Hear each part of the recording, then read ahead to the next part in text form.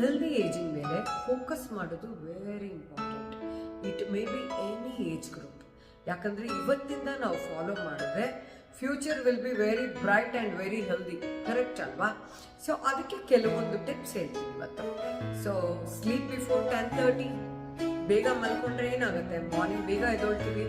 So move daily, ಅಂದರೆ ಪ್ರತಿದಿನ walk ಮಾಡೋದ್ರಿಂದ ನಮ್ಮ ಜಾಯಿಂಟ್ಸು ಚೆನ್ನಾಗಿರುತ್ತೆ, ಬಾಡಿ ಫ್ಲೆಕ್ಸಿಬಿಲಿಟಿ ಆಗಿರೋದಕ್ಕೂ ಸಪೋರ್ಟ್ ಮಾಡುತ್ತೆ. ಥರ್ಡ್ ಒನ್ ಬಂದು eat real food in the sense alkaline food ತಗೊಂಡಾಗ ಬಾಡಿ ಹೆಲ್ದಿಯಾಗಿ ಇರುತ್ತೆ. ಫೋರ್ತ್ ಒನ್ ಬಂದು ಸ್ಟೇ ಹೈಡ್ರೇಟೆಡ್. ಪ್ರತಿದಿನ ನಮ್ಮ ನೀರು ಎಷ್ಟು ಕೊಡ್ತಾ ಇದ್ದೀವಿ ಅದರಲ್ಲಿ ಎಲೆಕ್ಟ್ರೋಲೈಟ್ಸ್ ಅನ್ನೋ ಅಂಶ ಇದೆಯಾ, ಇದನ್ನ ನಾವು ನೋಡ್ಕೋಬೇಕು. Spend time in sunlight. ಪ್ರತಿದಿನ ಸೂರ್ಯನ ಕಿರಣಗಳು ನಮ್ಮ ಬಾಡಿ ಮೇಲೆ ಬೀಳೋ ಹಂಗೆ ನೋಡ್ಕೊಳ್ಳೋದು ನಮ್ಮದೇ responsibility. And then comes nurture relationship. ನಾವು ಸೋಷಲೈಸ್ ಆಗೋದು, ಫ್ಯಾಮಿಲಿಯಲ್ಲಿರ್ಬೋದು, ಹೊರಗಡೆ ಇರಬಹುದು, very important.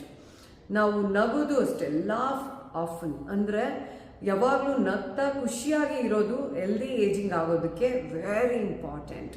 And at last comes eat early.